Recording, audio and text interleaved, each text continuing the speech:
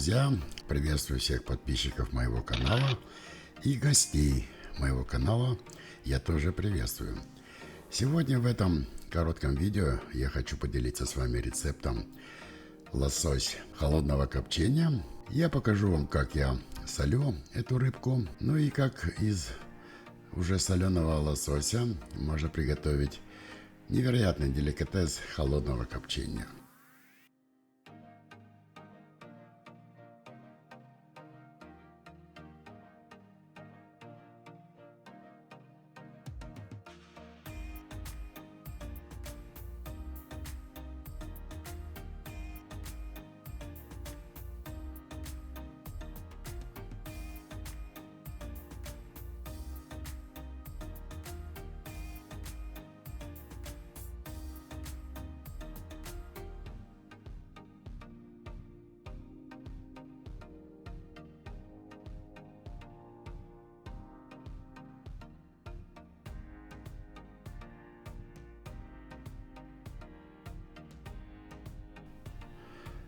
Такую рыбку я делаю уже много-много лет. Рецепт надежный, проверенный. Вам только стоит посмотреть это видео до конца. Подписаться на мой канал и поставить лайк.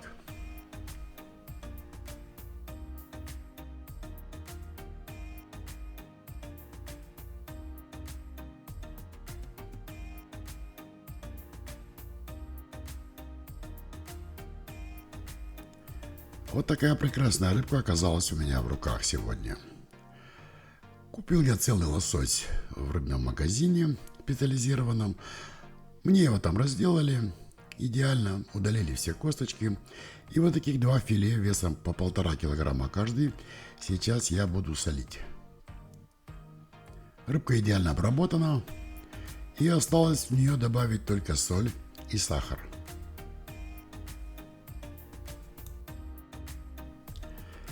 Рыба эта, конечно, охлажденная, она свежая, она не подвергалась заморозке.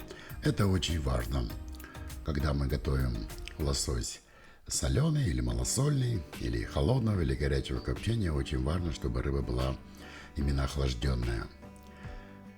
Такой рыбы у нас тут достаточно много. Она есть практически в каждом рыбном магазине. Она доступна. И вот сегодня я хочу поделиться с вами своим оригинальным рецептом. Для посола лосося я использую такую посолочную смесь. Это обычная поваренная соль, не йодированная, она морская. И кроме соли я еще использую сахар. Значит, в каких пропорциях я обычно использую соль и сахар при засолке лосося? Стандартная норма это от 8 до 12% на 1 килограмм веса рыбы. Чем соленее вы хотите получить рыбу, тем больше соли вам необходимо использовать. Я взял в пропорции 8% соли. То есть у меня 3 килограмма рыбы, 8% соли. Это получилось 240 грамм соли. И от этого объема соли я взял 20% сахара.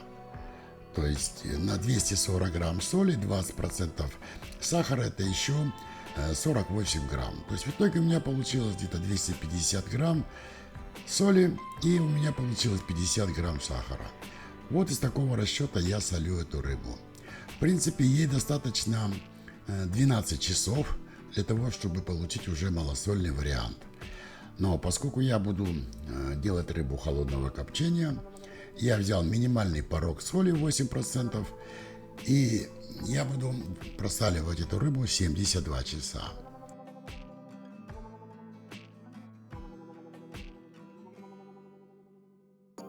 Равномерно распределяю соль вот в таком пищевом контейнере. На первый взгляд соли, конечно, достаточно много, но на самом деле это надежный рецепт. 8% соли на вес рыбы и 20% сахара от веса соли. Через 12 часов эту рыбку может быть просто промыть и кушать. Но мы пойдем другим путем. Сейчас я упакую этот контейнер пищевой пленкой и уберу в холодильник на сутки. Температура в холодильнике где-то 4-6 градусов. И вот прошли ровно сутки. Я достал рыбу из холодильника. И вот смотрите, сколько оказалось жидкости. Этот лосось, он искусственный, он выращивается в специальных водоемах. Это не природная рыба, не дикая. Поэтому вот столько влаги вытащила соль из мяса этой рыбы. Теперь я солью эту влагу, переверну и снова упакую пищевой пленкой и уберу еще на сутки в холодильник. Если бы это была рыба дикая, которая живет в естественных условиях, конечно бы хватило, наверное, суток для того, чтобы рыба просолилась и была безопасной. Но поскольку я буду делать рыбу холодного копчения, мне необходимо, чтобы соль сделала свою работу и рыба была достаточно безопасной.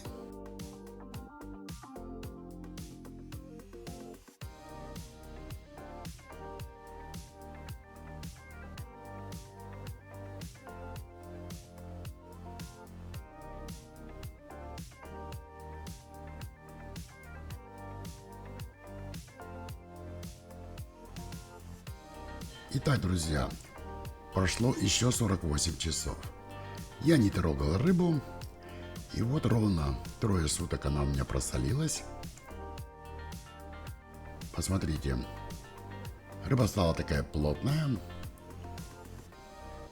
но еще осталось достаточно много влаги.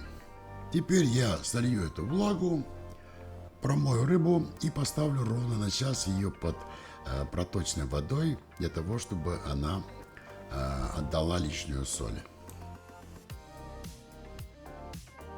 Вот в таком виде теперь у меня вымачивается соленый лосось. Вымачивать я буду рыбу ровно час. За это время я дважды сменю воду. И теперь у меня, после того, как я обсушил рыбу бумажными салфетками, я нарежу ее на порционные кусочки.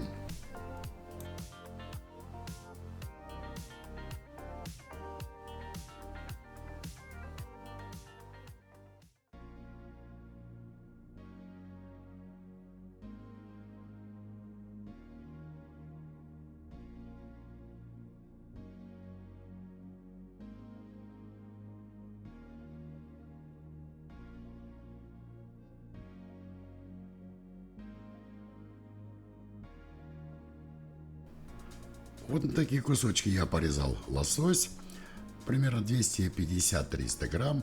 Вы можете порезать его так, как вам будет удобно.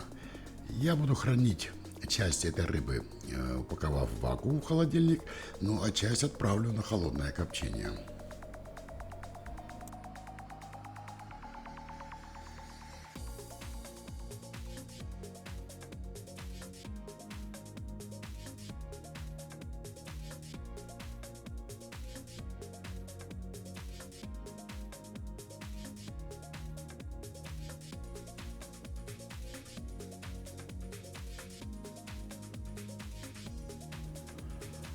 После того, как рыба у меня просаливалась 3 суток и ровно час я ее вымочил, на пробу она получилась такого среднего посола. Это как раз то, что мне нравится, то, что я люблю, и я гарантирую, что эта рыба будет безопасна.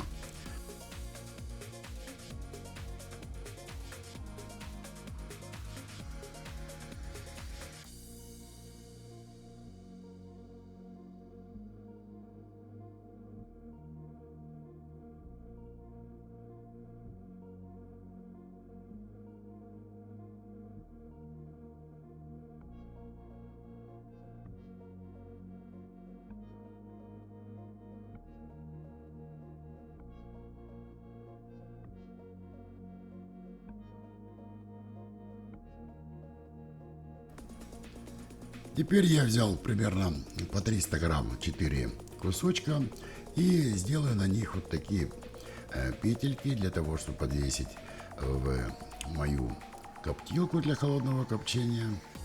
Для этого я использую обычный колбасный шпагат.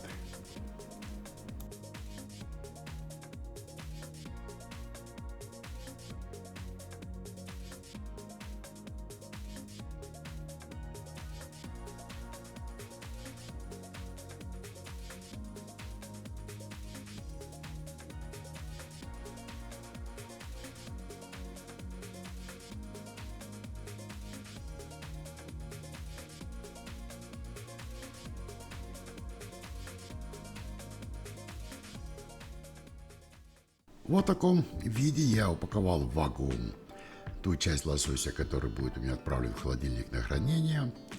Несколько кусочков я сделал с дольками лимона. Это то, что будет невероятно вкусно. Хранение в вакууме в холодильнике при температуре 4-6 градусов позволит вам увеличить сроки хранения. Но больше там 5-7 дней хранить рыбу в холодильнике нет смысла. Она теряет свои свойства, вкусовые качества. Я использую заморозку. В морозильной камере, в вакууме лосось не вымораживается, сохраняет все свои вкусовые качества и свойства и хранится прекрасно до 90 дней. Ну а теперь о холодном копчении. Ту часть рыбы, которую я готовлю для холодного копчения, я подвесил при комнатной температуре. Сейчас достаточно жарко, под вентилятор. Рыбу необходимо подсушить, чтобы на ней не было лишней влаги, чтобы не было вот этих вот подтеков, дымовых подтеков, которые могут образоваться при разнице температуры. Если рыба холодная, а в коптильной камере температура высокая, то как раз образуется конденсат. После того, как я подсушил и отеплил рыбу до 28 примерно градусов комнатной температуры, я помещаю ее в такую вот коптильную камеру. Это обычная картонная коробка, в которой я собрал каркас, и для копчения я использую обычные дымогенераторы улитка. Подробно вы можете об этом копчении посмотреть в отдельном видео, ссылка на которое сейчас появится в правом верхнем углу. Коптить я буду при температуре 28 градусов, но на улице сейчас температура 32, и я не знаю, какой будет результат. Для рыбы 32 градуса это очень высокая температура. Оптимально, конечно, было бы же 24-26 максимум. Но вот теперь я через 5 часов буду смотреть, что получилось в результате. И вот прошло 5 часов, лосось у меня закоптился, я его вывесил на проветривание примерно на час, но чувствую, что что-то пошло не так. Все-таки это рыба, и температура 32 градуса воздуха, плюс еще температура горения дымогенератора, это достаточно высокая температура для рыбы. Для того, чтобы копченый лосось набрался вкуса, чтобы именно продукты копчения проникли в структуру мяса, я упаковал эту часть лосося в вакуум и теперь отправлю на ночь в холодильник для стабилизации. Ну и затем мы будем ее пробовать. Итак, друзья, прошло еще 12 часов, я достал рыбу из холодильника. Ну и теперь самый ответственный, самый приятный момент – это дегустация.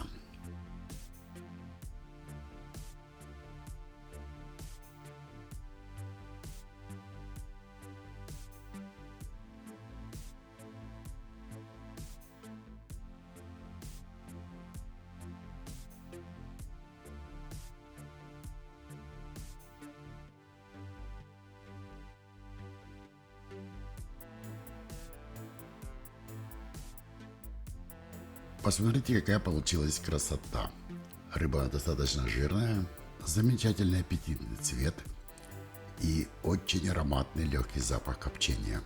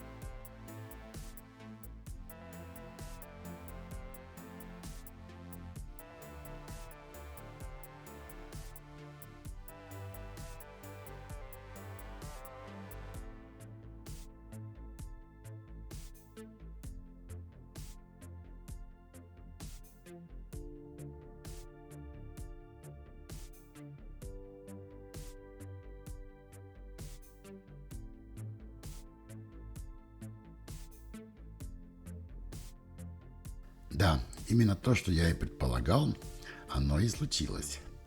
Смотрите, рыба потеряла свою консистенцию. Она стала более рыхлая. Все-таки высокая температура при горячем копчении сделала свое дело. Но при этом рыба не потеряла свой вкус. Это просто божественно вкусно. абсолютно нормальная соль. Ну и, конечно же, аромат копчения, который за 12 часов проник в структуру мяса рыбы. Я вам скажу так, что даже при такой высокой температуре, когда белок сворачивается, фактически я получил в результате лосось такого среднего посола горячего копчения. Ну и теперь вы скажете, ага, у тебя там не закрытый, а открытый перелом. Ну что, друзья, надо аккуратно работать с температурой. Я уже не первый раз копчу соленый лосось, и, конечно же, идеальная температура это 24 градуса. Ну а теперь надо попробовать ту рыбку, которая у меня просто солилась, а потом пару дней набирала своего вкуса в вакууме.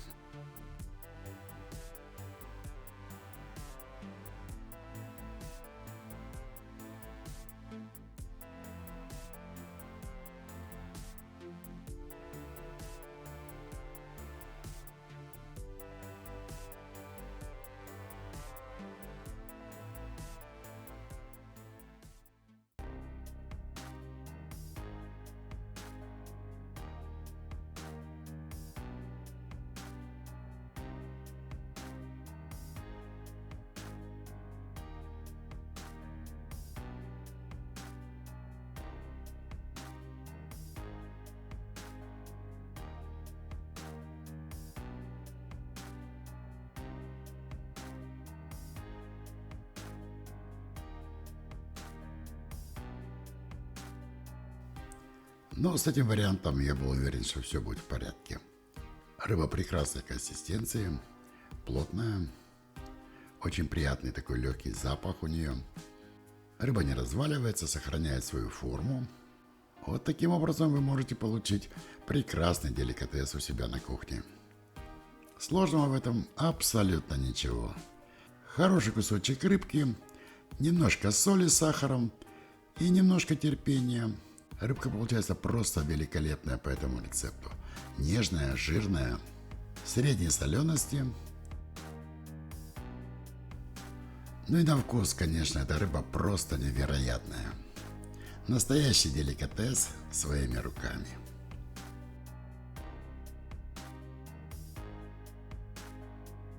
Посмотрите, какой прекрасный результат. Друзья, если вам понравился этот рецепт, если вам понравилось это видео, не забудьте поставить лайк. Подпишитесь на канал Food Court. Оставайтесь на моем канале. Вас ждет много вкусных и интересных рецептов. До новых встреч, дорогие друзья!